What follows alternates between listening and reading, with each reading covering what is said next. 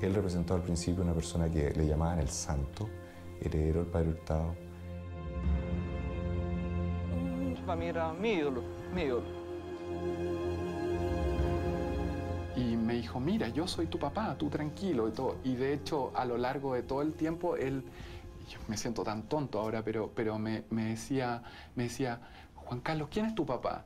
Y yo le decía, usted, padre. Estos son los testimonios de 3 exmiembros de la Acción Católica encabezada por el sacerdote Fernando Karadima. Hoy denuncian abusos por parte del padre. En el año 2010, el programa Informe Especial de TVN destapó uno de los casos más impactantes que remeció a la Iglesia y a la sociedad chilena.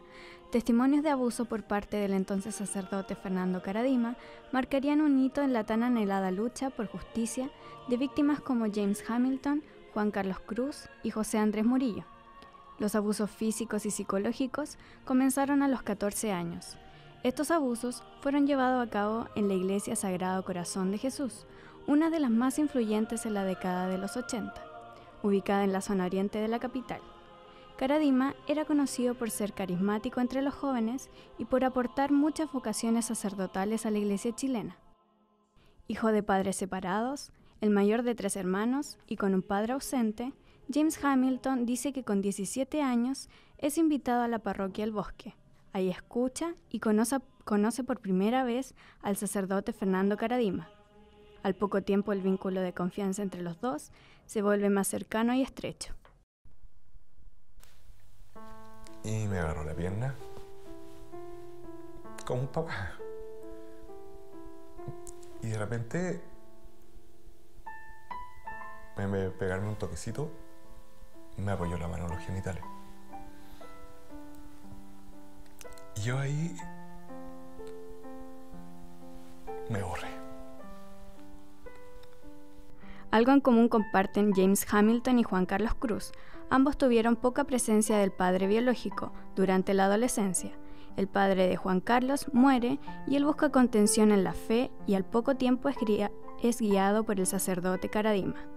Una manipulación espantosa y yo vivía angustiado de servirlo porque él me tenía amenazado que de alguna forma iba a contar ciertas cosas mías que yo se las había contado en confesión y que las habíamos discutido y para mí era, pero, o sea, se me venía el mundo literalmente encima, tanto que en un minuto pensé suicidarme. Los jóvenes que conformaban el círculo íntimo compartían características similares. En general, eran adolescentes ordenados, de familias tradicionales y además de buena apariencia. En la comunidad del Bosque eran conocidos como los Karadima Boys. El sacerdote era su guía espiritual y ellos respondían con absoluta confianza. Juan Andrés Murillo es uno de los denunciantes de Karadima que ha pasado desapercibido. Su primer acercamiento al sacerdote se debió a su inquietud por la vocación de sacerdocio y desde entonces comenzó a sufrir acosos. El propio Murillo contó que su alejamiento fue para poner fin al constante acoso que habría sufrido durante 2 años y que, tras encarar al sacerdote, se marginó para siempre de la parroquia, convirtiéndose así en el primero de las víctimas que lo encaró. Y partimos a Viña. Llegó la tarde y en la tarde generalmente llegaban los que eran profesionales y tenían auto, llegaban a visitar en la tarde. Y les pide que vayan a comprar. Y esa vez me pidió que me quedara con él acompañándolo, solo.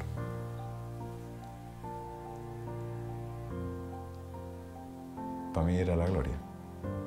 Era en ese momento a lo que el padre Hurtado le pedía a él, que lo acompañara solo. En un principio, para las víctimas era un privilegio que el padre Karadima estuviera a su lado y se fijara en ellos, pero al poco tiempo todo se convirtió en una pesadilla.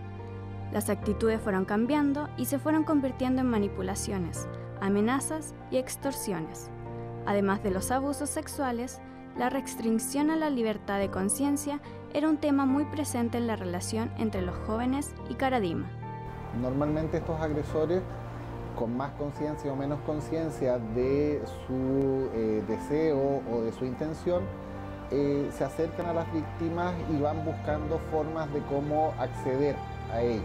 Normalmente los abusadores no van a buscar a las personas, digamos, a los niños, a los jóvenes, a las mujeres, a los hombres más desenvueltos, con carácter más fuerte, sino que se van a ir acercando principalmente a las personas que de alguna forma muestran algún tipo de vulnerabilidad, algún tipo de sensibilidad, alguna dificultad, y se muestran particularmente acogedores, cercanos, contenedores, comprensivos, etcétera, etcétera, y de alguna forma van permitiendo como entrar en el mundo de esa persona. Pertenecí por muchos años a un coro de iglesia, que era un coro muy connotado, que era Miguel Barro Aldunate. Y íbamos mucho a cantar a muchas iglesias, a veces los sábados, domingos teníamos 3 o 4 matrimonios y nos repartíamos. Y en varias ocasiones yo fui al bosque a cantar. Y 2 o 3 oportunidades, estando nosotros arriba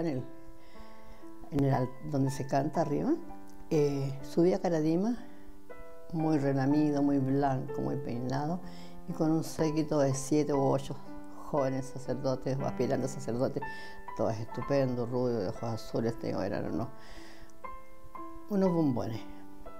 Nosotros en esa época no sabíamos, no teníamos idea de nada, pero se notaba que ellos eran como, los chiquillos jóvenes eran como el séquito de Caradima y nos miraban así, con gran admiración, y el cura se ponía de acuerdo con el maestro Miguel Barro. Entonces, como te digo, en varias oportunidades lo vi, pero Caradima era como el mandamás de la iglesia y todo el mundo le rendía pleitesía. Me tocó atender un familiar de Caradima. Y lo que describía era un viejo muy mandón y muy dependiente de los demás, en el sentido de que tenía que tener a un montón de gente que le hiciera sus cosas, que le necesitaba constante atención. Él era el centro del universo y un poco se las arreglaba para ir teniendo como poder con los cercanos y cómo manipular un poco las cosas para que funcionara su sistema.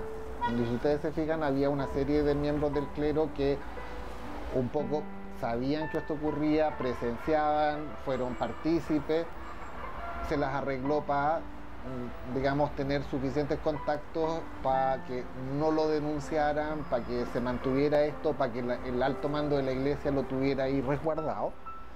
Y un poco el comportamiento de este tipo familiarmente era como de pedir constante, digamos, a su familia como constantes atenciones, y a los demás y a estos jóvenes también era como lo atendían. A pesar del sufrimiento que cada una de las víctimas tuvo durante años, lograron salir adelante convirtiéndose en prestigiosos profesionales. James Hamilton es un honorable cirujano. Juan Carlos Cruz se dedica a las comunicaciones, es periodista y hoy vive en Filadelfia. Y Juan Andrés Murillo es filósofo. Esto los convierte en grandes ejemplos de vida. Desde enero del 2011, la Santa Sede sentenció a Caradima culpable de abusos sexuales, por lo que se le sancionó una vida de retiro en oración y penitencia, además de la prohibición perpetua del ejercicio público de cualquier acto del ministerio. Para los denunciantes, esto no basta, y por esta razón han seguido luchando por la verdadera justicia. El año 2010, José Andrés Murillo y James Hamilton crean la Fundación para la Confianza, sin fines de lucro, cuya misión es la lucha contra el abuso sexual infantil. Actualmente han atendido a más de 750 personas que buscan orientación y ayuda de cómo enfrentar y superar el trauma de haber sido víctima. La fundación nace por la necesidad de 4 personas que habían vivido situaciones de abuso y que vieron que no existía un espacio ciudadano, digamos, que permitiera a las personas acceder a él y de esa forma conseguir herramientas para resignificar la situación de abuso. El apoyo que nosotros hacemos a la familia, nosotros tenemos uno de los programas de la Fundación, son los grupos de ayuda mutua. Estos son espacios que no son terapéuticos, son complementarios a la terapia, en los que nosotros, a través de unos programas que son propios de la Fundación y a través de mucha investigación internacional hemos incorporado también, en los que trabajamos con víctimas directas o víctimas indirectas de abuso sexual infantil, procesos para resignificar la experiencia rearmar nuevas redes de confianza y orientar a una mejora en nuestras perspectivas y en nuestras esperanzas. Yo diría que el clic de los grupos de ayuda mutua es reactivar la esperanza. Cada uno de ellos continúa en proyectos propios que van en la ayuda de víctimas de abusos y además siguen insistiendo en conseguir justicia. Hace algunos días se reunieron con el Papa Francisco, quien les pidió formalmente perdón a nombre propio y de la Iglesia. Un hecho histórico que marca precedentes en la sociedad chilena y que se debe a la constante lucha de estos tres hombres, quienes no se rendirán hasta que se cumpla justicia por los crímenes, encubrimientos y abusos que cometió y sigue cometiendo la Iglesia chilena.